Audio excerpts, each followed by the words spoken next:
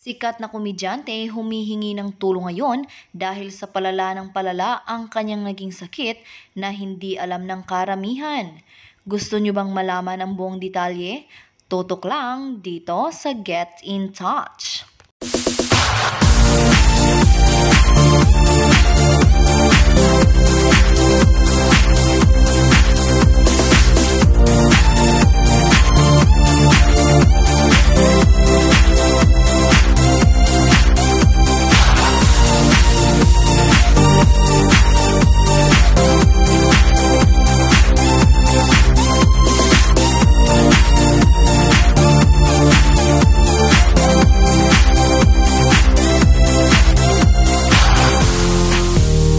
Sa panahon talaga ngayon, marami na ang nananawagan sa kung sino man ang makapagbigay ng tulong sa ilan nating mga kababayan dahil sa kanilang nararanasan na sakit at walang pangtustos para mapagaling. Mahirap talaga ang buhay ngayon lalo na at may pandemya pa na hindi natatapos.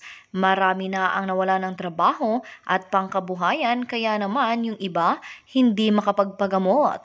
Isa ang komedyante na ito na nagbigay sa atin ng saya at pumawi sa ating kalungkutan. Isang pagmamakaawang mensahe ang gumulantang sa netizens nang i-post niya ang tungkol sa kanyang kalagayan. Hindi na pala ako gagaling. Lumabas naman babalik ulit. Ospital walang-wala na ako. Umasa lang ako sa mga nagbibigay tulong sa akin. Di ko na yata kakayanin anuman ang mangyari. Konti na lang, suko na ako. Ito ang malungkot na ibinalita ng isa sa mga sikat na impersonator ni megastar Sharon Cuneta na si Ate Shawi Martinez. Sa pamamagitan ng kanyang social media account, ipinaalam ng stand-up comedian sa kanyang mga kaanak at kaibigan ang tungkol sa pinagdaraanan niyang pagsubok.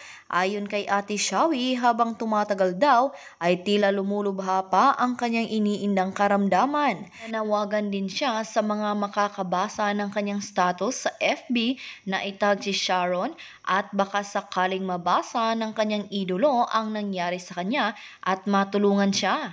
Sa sumunod niyang FB post, inamin ng impersonator na hirap na siya sa kanyang kondisyon at may mga pagkakataon na pinanghihinaan na rin siya ng loob. Nalulungkot ako na panghihinaan ng loob, iyak ako ng iyak.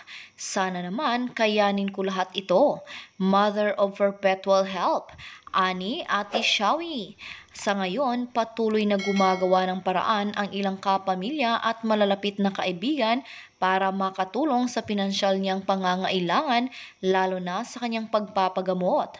Kasunod nito, nagpost din sa Facebook ang pamangkin ni Ate Shawi na si Rafaela De Jesus para humingi ng tulong sa mga nakakilala sa komedyante. Hi Facebook friends! Sa mga napasaya at natulungan niya, my tita Shawi Martinez is in a bad shape.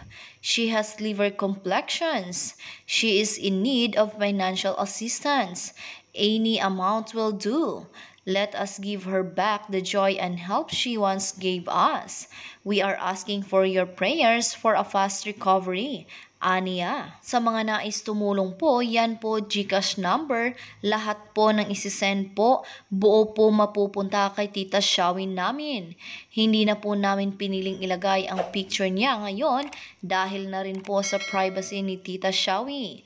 Hindi po ito fake news or gawa-gawa lang at hindi naman kami mag-iimbento ng ganitong sitwasyon. Maraming salamat po. I-share po natin ng i-share baka sakaling makaabot kay Meme Vice Ganda at kay Madam Megastar Sharon Cuneta. Thank you po, sabi pa ng pamangkin ni Ate Shawi.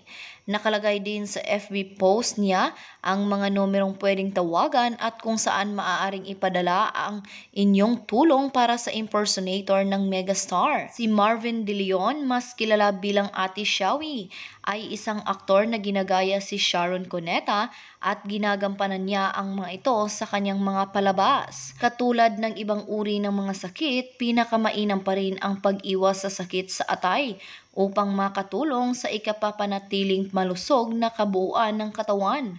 Ang mga hakbang na maaaring gawin upang maiwasan ang sakit sa atay ay pag-inom ng katamtaman lamang sa dami ng nakalalasing na inumin.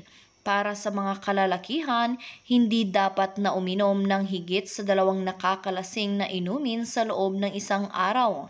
Sa mga kababaihan naman, ipinapayo na dapat ay hanggang 1 inuman lamang sa loob ng isang araw ang gawin. Umiwas rin sa mga kaugaliang magsasapanganib sa kalusugan. Iwasan ang paggamit ng mga drogang itiniturok at huwag gagamit ng mga syringe o hiringhilya na ginagamit ng iba. Ugaliin din ang ligtas na pakikipagtalik sa pamamagitan ng paggamit ng proteksyon katulad ng kondom. Kapag magpapatato naman, tiyaking malinis ang mga kasangkapang gagamitin ng magtatato. Magpabakuna, sumangguni sa manggagamot at magpabakuna laban sa hepatitis virus upang maging mas malakas ang resistensya laban dito. Wastong paggamit ng mga gamot. Ang pag-inom ng anumang uri ng gamot, prescription o non-prescription man, ay dapat na batay sa payo ng doktor. Hindi rin ito dapat na hinahalo sa mga nakakalasing na inumin. Pag-iwas sa pagkadikit ng dugo o likido mula sa katawan ng ibang tao. Alalahanin na maaaring mahawaan ng hepatitis sa pamamagitan ng pagkakadikit sa mga dugo o likido na mula sa taong apektado ng sakit na ito. Mag-ingat sa mga air freshener. Maging ang mga insecticide ay may mga sangkap na maaaring magdulot ng pinsala sa atay. Kaya tiyakin na bukas ang mga bintana ng silid at gumamit ng takip sa mga ilong at bibig tuwing gumagamit ng alinman sa mga ito. Iwasan ding mapatakan ng mga ito sa balat. Panatilihin ang tamang timbang ng katawan. Ang labis na katabaan ay maaaring magdulot ng kondisyon kung tawagin ay non-alcoholic fatty liver disease. Ano ngayon ang inyong masasabi tungkol sa ating pinag-usapan?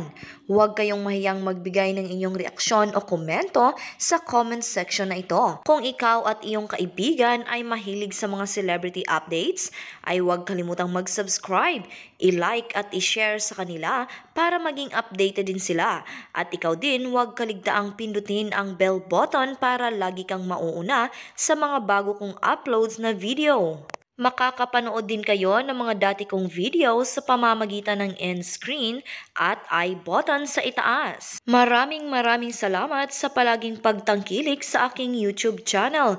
Hanggang sa susunod po muli na pag-upload ko ng video, antabayanan niyo po ang lahat at magchika-chika tayo sa mga paborito niyong artista.